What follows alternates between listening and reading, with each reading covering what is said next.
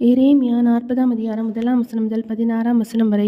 பாபிலோனுக்கு கொண்டு போகும்படி எருசலேமிலும் யூதாவிலும் சிறைகளாய் பிடித்து வைக்கப்பட்ட ஜனங்களுக்குள் வெளியிடப்பட்டிருந்த எரேமியாவை காவற் சேனாபதியாகிய நேபுசரதான் விடுதலையாக்கி ராமாவிலிருந்து அனுப்பிவிட்ட பின்பு எரேமியாவுக்கு கர்த்தரால் உண்டான வசனம். காவற் சேனாதிபதி எரேமியாவை அழைப்பித்து அவனை நோக்கி, உன் தேவனாகிய கர்த்தர் இந்த ஸ்தலத்துக்கு இந்த தீங்கு வரும் என்று சொல்லியிருந்தார். தாம் சொன்னபடியே கர்த்தர் வர பண்ணியும் இருக்கிறார். நீங்கள் கர்த்தருக்கு விரோதமாய் பாவம் செய்து அவருடைய சத்தத்துக்கு செவி கொடாமற் போனீர்கள். ஆகையால் உங்களுக்கு இந்த காரியம் வந்தது. இப்போதும் இதோ உன் கைகளில் இடப்பட்ட விலங்குகளை இன்று நீக்கி போட்டேன். என்னோட கூட பாபிலோனுக்கு வர உனக்கு நன்மையாய் தோன்றினால் வா, நான் உன்னை பத்திரமாய் பார்த்து கொள்வேன். என்னோட கூட பாபிலோனுக்கு வர உனக்கு நன்றாய் தோன்றாவிட்டால் இருக்கட்டும். ஏதோ தேசமெல்லாம் உனக்கு முன்பாக இருக்கிறது. எவ்விடத்துக்கு போக உனக்கு நன்மையும் செவ்வையுமாய் காண்கிறதோ அவ்விடத்துக்கு போ என்றான்.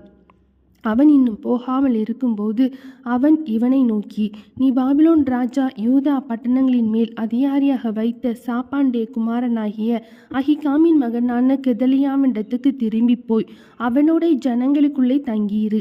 இல்லாவிட்டால் எவ்விடத்துக்கு போக உனக்கு செவ்வையாய் தோன்றுகிறதோ அவ்விடத்துக்கு போ என்று சொல்லி காவற் சேனாதிபதி அவனுக்கு வழி செல்லவையும் வெகுமதியையும் கொடுத்து அவனை அனுப்பிவிட்டான்.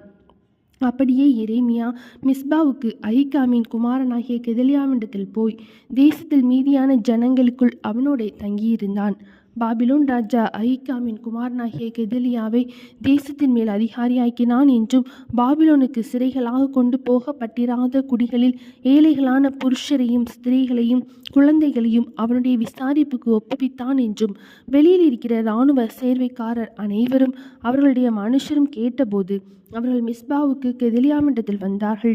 யாரெனில் நெத்தானியாவின் குமாரனாகிய இஸ்மவேலும் கரையாவின் குமாரனாகிய யோகனானும் யோனத்தானும் தன்குமேத்தின் குமாரனாகிய செராயாவும் நெத்தோபாத்தியனாகிய ஏப்பாயின் குமாரரும் மாகாதியனான ஒருவனுடைய குமாரனாகிய எசனியாவும் ஆகிய இவர்களும் இவர்களை சேர்ந்தவர்களுமே.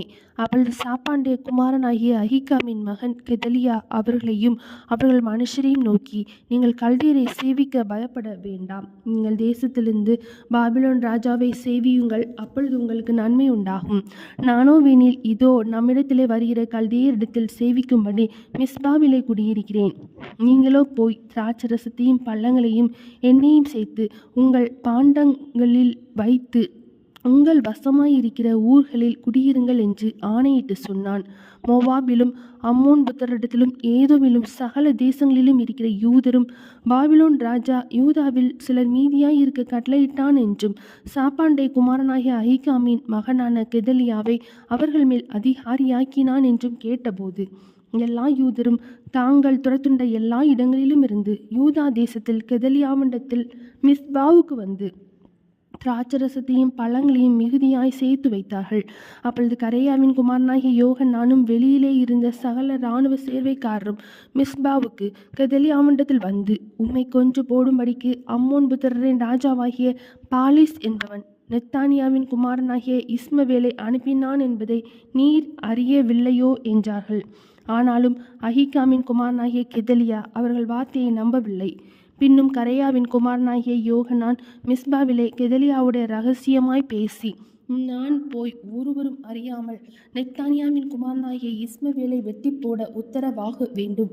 உம்முடையில் சேர்ந்த யூதர் எல்லாரும் சிதறண்டு போகவும் யூதாவில் மீந்தவர்கள் அழியவும் அவன் உம்மை கொன்று போட வேண்டியதென்ன என்றான்.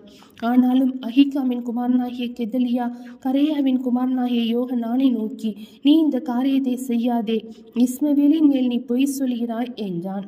எரேமியா 40ஆம் அதிகாரம் முடிந்தது.